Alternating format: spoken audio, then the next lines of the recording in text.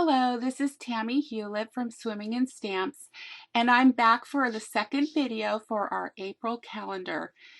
In this video, I am going to show how to color with the watercolor stamps behind these flowers.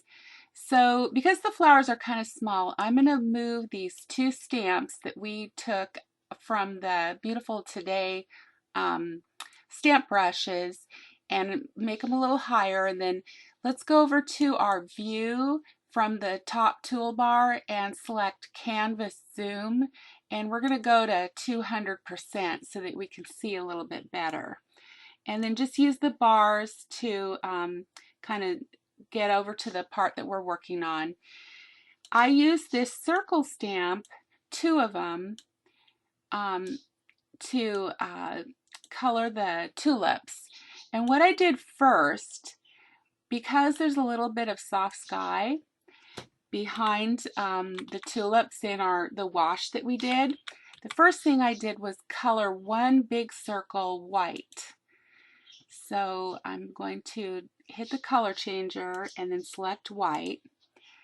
And then I'm going to make a copy. So hit Control C, Control V, and make a copy. And we're going to change that color to Daffodil Delight, which I believe is, let me wait for the color to pop up. I think it's this one. The computer's being a little slow. Yep, that's it.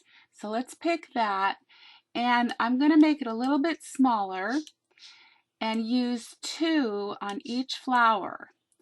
So that looks about right. Then I'm going to copy and paste and have one more to get the other side of the flower. And that's basically how I colored the flowers. We'll move the stamp brush up to the front in a second here, but just do the same thing for both of the other flowers. Now for the leaves, I did something kind of different. Highlight this stamp here. This is again from Beautiful Today, and select the crop feature. What I did was I cropped with a shape. So down here in the middle of the bottom, you're going to see crop shape. So click on that. That will bring up your punches. Select Basics. And I just picked an oval punch right here. Hit Apply. And what you do is reduce it down. And then you can stretch it to be whatever shape you want. So let's try it like that first and change the color. I actually used pistachio pudding, a slightly lighter color than the outline of our stamp. Okay, so we'll bring this over, size it down a lot, and twirl it around. Kind of line it up on one of these leaves to see if it works. So you can rotate it on the corners. And let's see, it's a little big, so I'm going to make it go down a little bit. And that's looking pretty close. That looks pretty good for one of them. So now I'm going to make a copy, Control C, Control V. And let's see if we can get it to work on this one up here as well. Now, if you want to make it slightly longer, just go back to that crop feature and stretch it a little bit more.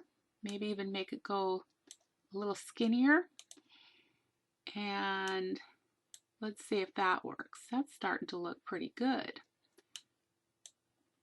Yeah, okay, I think I'll like that.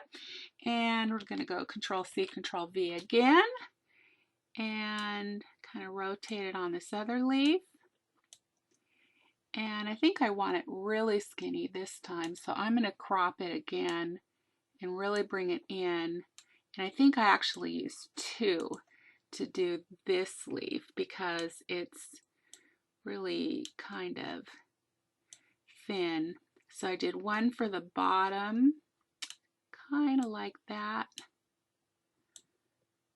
And let's see, I think I actually brought it down really little like that. Let's click off and see how that looks. Tip's kind of sticking up a little bit, so let's try rotating it a little more. That looks a little better. I don't mind if it comes over a little bit because it looks like watercoloring. Okay, and then I'm going to copy and paste one more time and just kind of try to get the bottom of that stamp. That's looking pretty good. So once you have covered it the way you like it, go over to your layers palette under the resource palette and pick layers. That's going to show you all the stamps that you have added.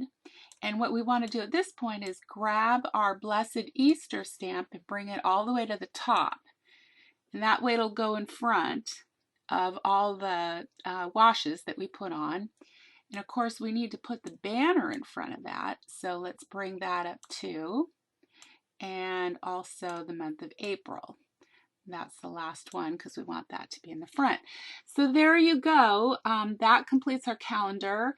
And I hope you enjoyed this. I think it's a real fun effect. It sort of looks like the flowers are watercolored. And I'll see you next month.